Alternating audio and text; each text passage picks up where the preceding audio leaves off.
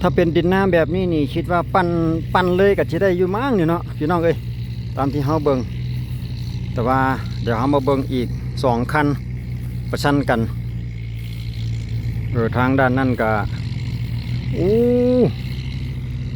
ส่วนทางด้านนั้นก็เพิ่นปั่นเอาพี่น้องจะมี2คันอยู่จุดนี้เคียงข้างกันเบื้องนั้นจะเกี่ยวกับใส่โรตารี่ปั่นส่วนมาทางด้านนี้เพิ่นก็ติดไถแต่ว่าเบิ่งรถนะพี่น้องป้าคือว่ามีแต่รถรุ่นใหญ่อ้ยาอยู่ทางสปป.ลาวพี่น้องเอ้ยโอ้เพิ่นมักเอาแต่รถรุ่นใหญ่มาลงนาเลยเนาะป้าโธ่รุ่นนั้นรถ75พุ่นเด้นี่นะรถคันนี้นะแต่ว่าเฮาเบิ่งนี่โอ้คันเห็นอยู่ทางฝั่งไทยเนาะพี่น้องเอ้ยคิดว่าเพิ่นคือสิปั่นเอาเลยบ่จักนี่คันแม่นเป็นทางเขตอีสานบ้านเฮาหั่นน่ะคิดว่าเพิ่นน่าจะปั่นเลยมั้งแต่ว่าอยู่สปป.ลาวเพิ่นก็ยังไถอยู่หั่นน่ะเพิ่นไถเพื่อความละเอียดมั้งเนาะเพิ่นจังค่อยไถก่อนจังค่อยปั่นแต่ว่าบางเทื่อเฮาเบิ่งแต่ว่าเห็นบางเพิ่นทาง FC เพิ่นลงมาซ้ำนี่โอ้เพิ่นปั่นเอาเลยเด้เพราะดินมันเป็นดินอ่อนอยู่นะบ่ได้ดินแข็งดินต้มดินอ่อนอยู่สำหรับนาเขตนี้เนาะเดี๋ยวเฮาจะมาเบิ่งลีลาการไถของรถรุ่นใหญ่อีกว่าเพิ่นจะไถลักษณะใดแล้วก็ควบคู่กันกับรถปั่นแต่รุ่นนี้เป็น M75 แล้วก็บ่แน่ใจว่าอีกคันหนึงกำลังปั่นอยู่หั่นว่าจะเป็นรุ่นใดตัดหัวงานมาเลยสำหรับรอบนี้โอ้จะเป็นคนนิยมมักรถคันใหญ่พี่น้องสารพัดประโยชน์M7508 คันเก่าคันเดิมอะไรพี่น้องแต่ว่าเบิ่งหน้าคือว่าอาจจะเพราะเป็นต่มนี่นะปั่นเลยนี่อาจจะบ่มีปัญหาชัวร์แต่ว่าเฮาคุยกันเฮาล้มกันกับเจ้าของรถแล้วมันบ่เพิ่นว่านั่นมันบ่เพิ่นว่าอันไทยหน้าต่มละ600,000ไทยหน้าต่ม600,000ไทยหน้าแห้ง500,000ก็มันก็ลายคู่กันเพราะรถคันนี้มันเป็นรถรุ่นใหญ่เด้นี่เนาะแต่ว่าบ่คือกันแต่ว่าเฮาถามเบิ่งรถน้อยมันคือว่ามีแต่500,000ซั่นดอกแสดงว่าบ่คือกันก็สิรอกันนะตัวกินมันเข้ากันเนาะใหญ่ได้ใจแท้ล่ะวางลงเบิดนี่กี่ก้อนกี่ไทยกี่ก้อนใหญ่แหละแต่ว่ามันเป็นไทยเก็ตมันก็จะบ่นั่นเลิกปานใดดอกเอาเบิ่งการวางไทยของมันอีกทีนึงก่อนชึบแบบสโลว์โมชั่น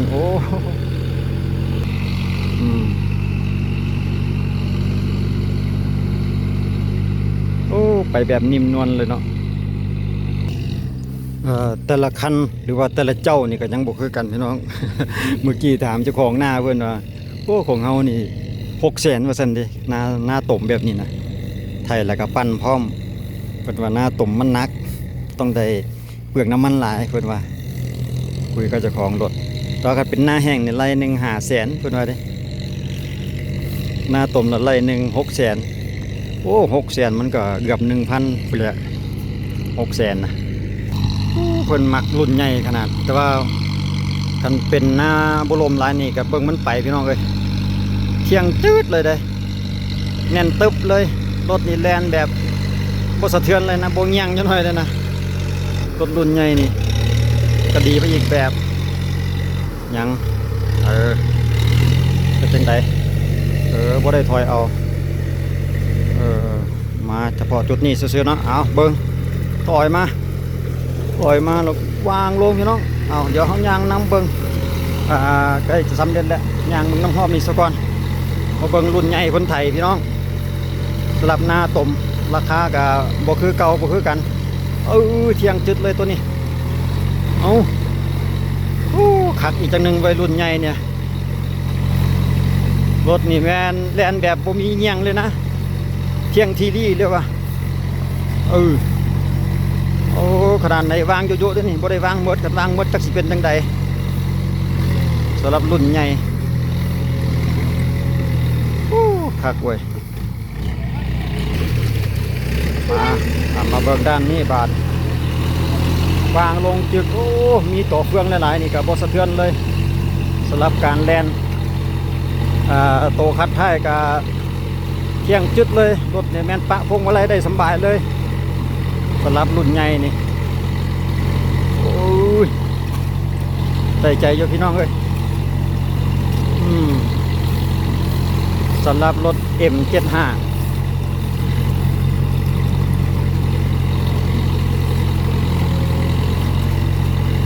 โอ้คักไปสำหรับจุดนี้เพิ่นก็เฮ็ดหน้าวานว่าซั่นเด้เพื่อเกี่ยมวานอีกปะไว้มือนึงล่ะเพิ่นว่าจังเก็บมาให้เพิ่นปั้นให้เลยเพื่อทำการวานเป็นรายการต่อไปเอามาตั้งลำถอยปล่อยแล้วก็วางลงไปอย่างนำบนทางที่คือว่า6แท้ไปบ่ทันแล้วพี่น้องเดี๋ยวเบิ่งเปิดมาอีกรอบใหม่อีกเทื่อนึงซูมเบิ่งใกล้ๆอีกเทื่อนึงไปแบบโบเหน่งโบติงเลยคักแท้รุ่นใหญ่ๆแบบนี้นะเอาอยู่พื้นที่คลอง10พี่น้องสปป.ลาวนาทงหาบคือเก่าคือเดิมสำหรับคลิปวิดีโอนี้เบิ่งน้ำพี่น้องโอ้น้ำดีเมื่อกี้สอบถามว่าฝนก็บ่ได้ในตกหลายดอก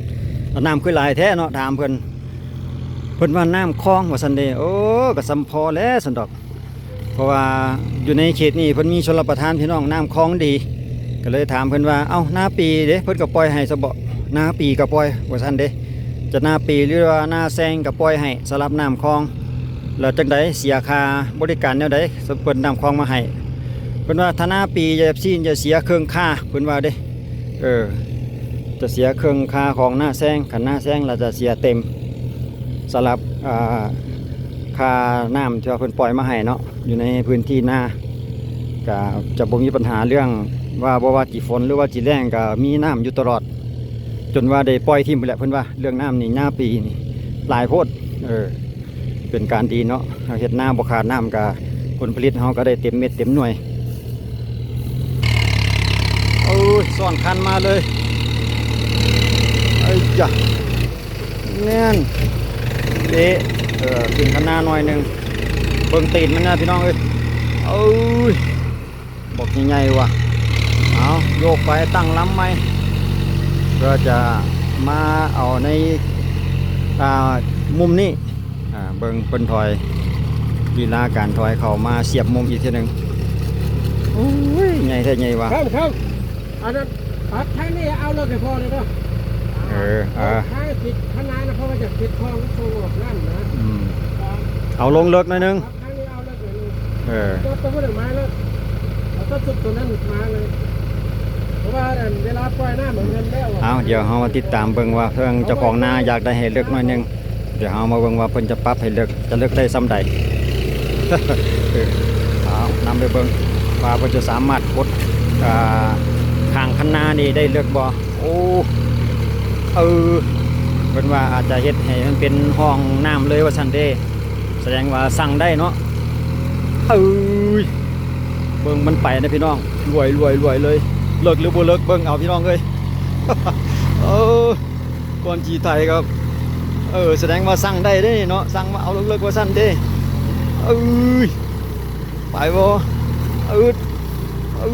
ก่อนขี่ไทยได้ใจซะพี่น้องเอ้ยแต่ว่าก็บ่มีปัญหาดอกดินอ่อนเวลาเอาโรตารี่มาปั้นนี่ก็บ่เป็นปัญหาคิดว่าเนาะดินอ่อนดินนั่นอยู่แตกดีอยู่หั่นนะก่อนขี่ไทยอีพ่ออีแม่ได้ใจถ้าว่ารถใหญ่นี่นะโอ้ยก็คอน้อยโดดขึ้นมานี่ไปสุดหรือบ่สุดจำหรือบ่จำจนน้ำแตกใส่คันนาจากคักหลายเอาจังไดบัดนี้ตั้งลำไปข้างคณะเบื้องนั่นมั้งเอาวิดหรือบ่วิดโอ้ยได้ใจใช่ปะสั่งมาให้ซ่อนคณะเลิกๆเด้อว่าซั่นเด้เดี๋ยวเบิ่งข้างหลังดูเป็นห้องคณะได้ดีใช่ปะเอาบริการทุกระดับประทับใจ สำหรับเจ้าของนาสั่งแล้วใดโซเฟอร์จัดให้ทั้งนี้เด้ว่าจังได ทางนี้บ่เอาห้องมั่งทางนี้ สงสัยทางนี้บ่เอาห้องพี่น้องเดี๋ยวเบิ่งคือว่าอันยังอันสูงเจิงๆอยู่พอดีมันเจอหญ้าหลายไถฟงขึ้นก็บ่อยากลงดีปานใดคิดว่าเพิ่นน่าจะมาแก้ไขในรอบต่อไปสำหรับจุดนี้เอ้ยหลายพุ่นแล้วนำบ่ทันดอกเฮานะ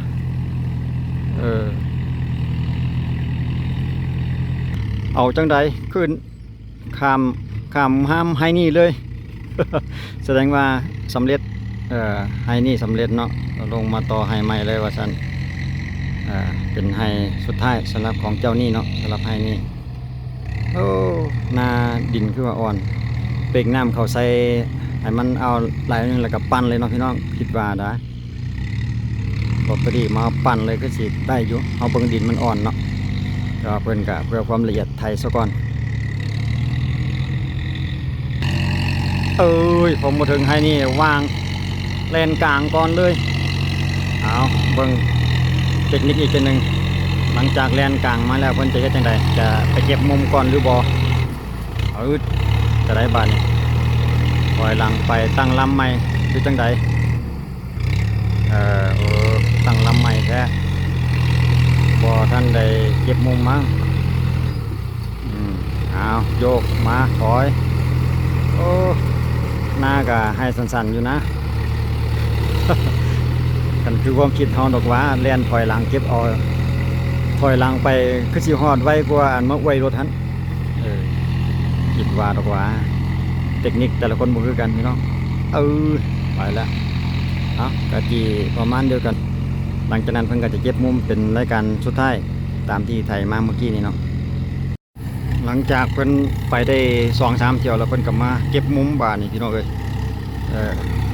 ก็จะมาเก็บมุมลักษณะการเก็บมุมเพิ่นก็จะคล้ายๆกันแล้วเนาะ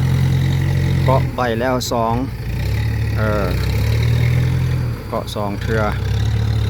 หรือว่าสำเร็จเนาะเกาะ2เทื่อ